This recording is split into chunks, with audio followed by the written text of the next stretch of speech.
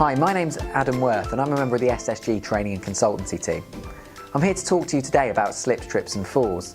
This talk is designed to be used in conjunction with your current risk control systems, as well as HSE or other appropriate guidance. It's not a replacement for good risk management, and our talks will not contain all relevant points for every single topic. Slips, trips and falls, just common sense, right? Why do we really need to pay particular attention to this? Well, for starters, 40% of specified injuries result from slips, trips and falls, and the outcomes can include things like fractures, sprains, strains, or even knock-on effects. Slips, trips and falls are actually considered such a significant hazard. The HSE have run some high-profile campaigns. The most notable campaign run by the HSE was the Shattered Lives campaign. Although a few years old, there's still plenty of information on their website and a lot of useful campaign material that's well worth taking a look at.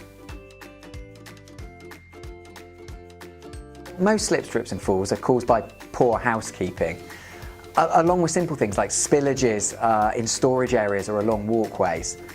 Things like oils, greases, liquids can be particularly hazardous in these situations. Trailing leads, extension cables and objects in the way are common things that we see all the time that greatly increase the risk of slipping. Obviously, when working on stairs, there's not just a slip risk but also a fall risk as well, and poor lighting even can make hazards harder to spot. Simple things like a change in floor surfaces can increase the risk of tripping, and even things as simple as mats beside external doors, particularly if edges are curled up or if they move or slip around, can increase the risk of slipping, particularly if they're not secured. So, how can we control the risk of slipping or tripping? Well, I've started with some of the obvious ones. Things like good housekeeping is clearly an important thing to ensure that those trip hazards don't build up. Looking after my own work area, taking responsibility for my own work and making sure that I work in an organised and logical way. Making sure that I spot any potential slippery surfaces. If something's been spilt, making sure it gets cleaned up quickly. Thinking of the old adage, see it, sort it, report it. Not just reporting it, not just putting in that report, but making sure that no one can slip on it in the short term.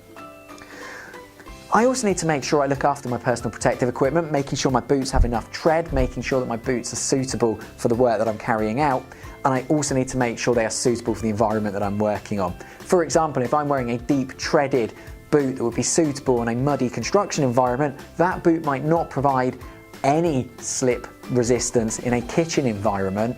This could result in me actually increasing the slip risk if I wear the wrong footwear.